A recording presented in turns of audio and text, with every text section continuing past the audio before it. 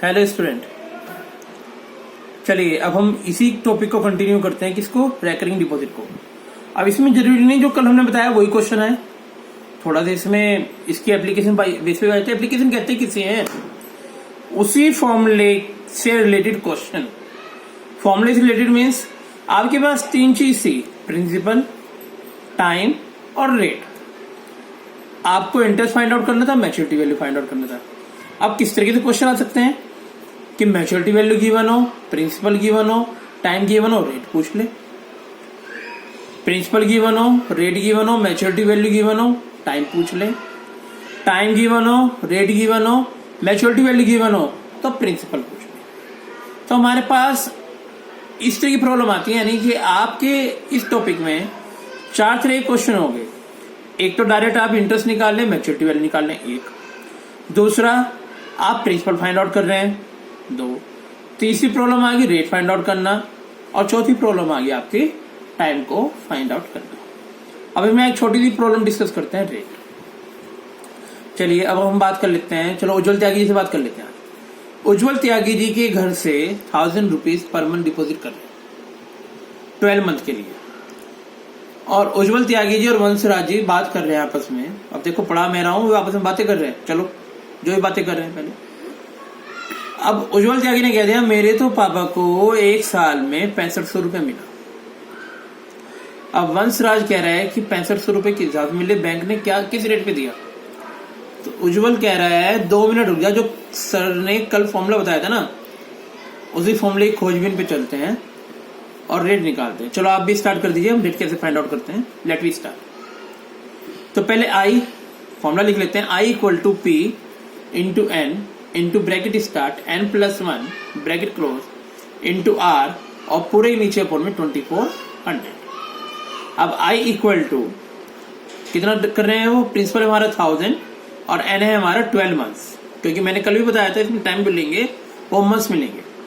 तो I equal to 1000 into 12 into bracket start 12 plus 1 bracket close into R, और पूरे ही नीचे फोन में 2400।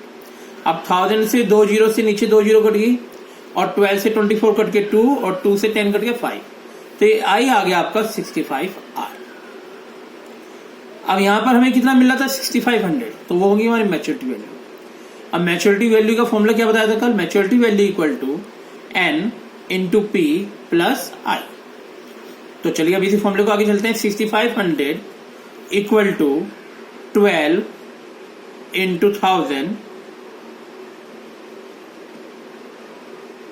सॉरी नॉट 6500 नहीं मिल रहा है, इनको गलत बोला इन्होंने, क्योंकि जब 1000 रुपये जमा करेंगे तो 12000 तो वैसे ही हो गए। हम कहते हैं इन्हें 12500 मिल रहे हैं, मैच्योरिटी वैल्यू 12500 मिल रही है। तो लिखे 12500 equal to 12 into 1000 plus 65R। तो 12500 minus 12000 equal to 65R। 65R equal to 500, R equal to 500 upon 65। इसको आप जब डिवाइड करेंगे, सोल्व करेंगे, तो आपका जो आंसर आएगा उस रेट ऑफ इंटरेस्ट पर बैंक इनको पे कर रहा है। क्लियर?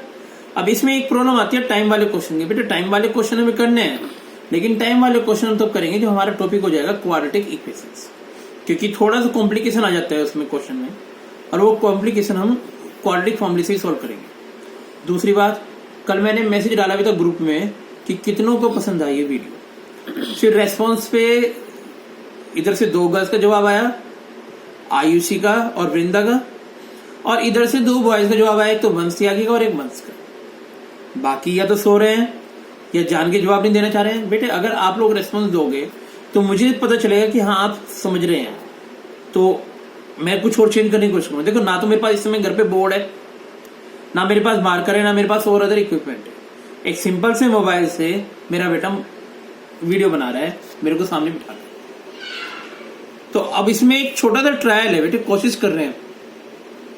अब जब तक आप रेस्पॉन्स नहीं दोगे, हमें लगता है कि हाँ हमारी कोशिश बढ़िया नहीं, तो आप थोड़ा सा रेस्पॉन्स दीजिए कि हाँ सर ये सही है, या हमें ये समझ में नहीं आ रहा है, हमें इस चीज को एक्सप्लेन कर दीजिए। अगर आपका रेस्पॉन्स आएगा तो मेरे को अच्छा लगेगा। Thank you very much.